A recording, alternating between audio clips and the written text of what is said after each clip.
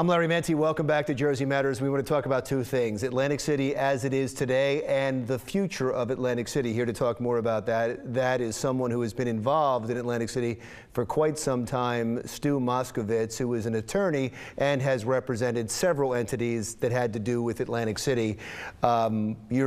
You're representing somebody fascinating right now, at least fascinating to everybody in the media and who's been following Atlantic City, and that's Glenn Straub, who came in and got quite a deal on the Revel and has not been able to open it or go through with any of the plans that he said he wanted to do. He's involved in litigation right now, actually a couple of litigations right now. This litigation with the power company that's really preventing Revel from opening because they had a contract with the old owners that they would provide the power. Glenn Straub, I think you'd agree, does not want that deal anymore and would rather it go away. That's in litigation right now. Do you have any update? No, it's in litigation. You know, parties are always trying to settle if they can. The agreement between Revel and ACR is the entity is gone because the bankruptcy court said it's gone. And so ACR and Polo North Country Club is the new owner. Would have to reach an agreement. If they reach an agreement, then it paves the way for everything else to get done that has to get done. It is the roadblock to anything happening with that building. I know you're just representing Glenn Straub, so you don't need to speak for him on everything, but he said so many things that he wants to do with Atlantic City. And maybe it's even an unfair question. Maybe you can't ask it, and you can answer it, and you can tell me if you can. How much of it is true? Here's, in summary, what's true. In summary, we know we cannot simply reopen the Revel the way it was. It was a failed concept.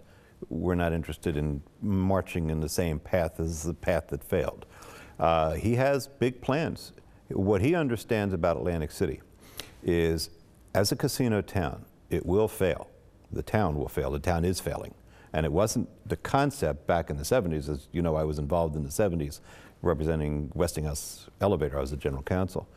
And the concept was far more than a casino town. It was supposed to be a resort town. It was supposed to be an entertainment capital on the East Coast. They never did that. They focused on the casinos, and it really hasn't been successful. He intends to make this a major resort area. He's going to take the entire northern boardwalk area and reconstruct it. And it's going to be something that attracts heavy hitters, sure, but it's going to be attracting entertainment. It's going to be attracting restaurants. It's going to be attracting draws that are far more than a casino. If there's a casino there. And you absolutely believe that's all true, that he really does want to do that and that he can pull it off? Oh, absolutely. And it's fascinating that you say that, because every time I talk to somebody in Atlantic City, they say, oh, he's full of it, or they say he's crazy, or they say all kinds of things about him. And you start to buy it for a second until you realize he made a deal to buy Revel and 4 cents on the dollar. And so he can't be that, you know, he can get things done. So there's part of him where you go, well, if he can do that, maybe he can do some other things. If Glenn Straub is not successful in this lawsuit, and if, let's just say, he says, heck with it, and I'm not sure if he's close to that, but I'm just saying that I'm getting out of town. I'm just going to sell this, and I'm going to get out of town, or I'm going to liquidate it, or whatever he wants to do. What's the future of Atlantic City at that point? I would think that if he doesn't go ahead with this, the future of Atlantic City is bleak. If he's successful in what he wants to do, then that will carry through. It'll migrate down the boardwalk and rejuvenate the entire area and the entire city. A lot of things have to happen. Okay, one of the problems is we are dealing with a private utility provider, ACR, and that's why we've been sitting here for 9 months, not going anywhere. New Jersey has a strange utility system, and it's critical when you talk about a lot of these casinos that are failing in Atlantic City. If you're dealing with a public utility, they have to register their rates have to be approved, and it's pretty clear and pretty easy to deal with them. But if you're a single customer entity, you're not under the direction of the BPU.